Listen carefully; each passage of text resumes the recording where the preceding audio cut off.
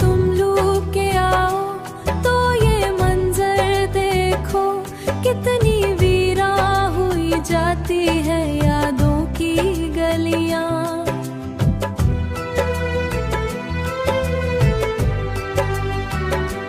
जिनमें हंसते हुए लम्हों की सदाएं थी कभी, अब वहाँ रोती है खामोश सी तन्हा कलियां। मैंने हर रात दुआ में तेरा नाम लिया, और हर सुबह तेरी याद से आगाज किया। तू मगर मुझसे बिछड़ कर भी सुकून में ही रहा। मैंने हर दर्द को सीने में मैं छुपा कर जिया।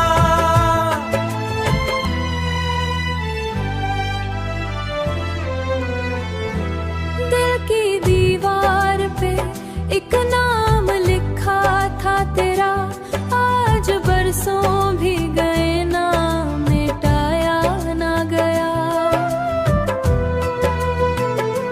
कितनी चाहत थी मरे, कितनी चाहत थी मरे दिल में तेरे होने की।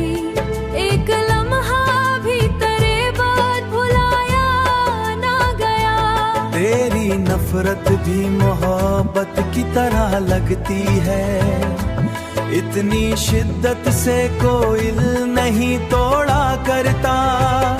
जो बिखर जाए किसी शख्स की चाहत में कभी, जो बिखर जाए किसी शख्स की चाहत में कभी, वो दोबारा किसी से इश्क नहीं करता।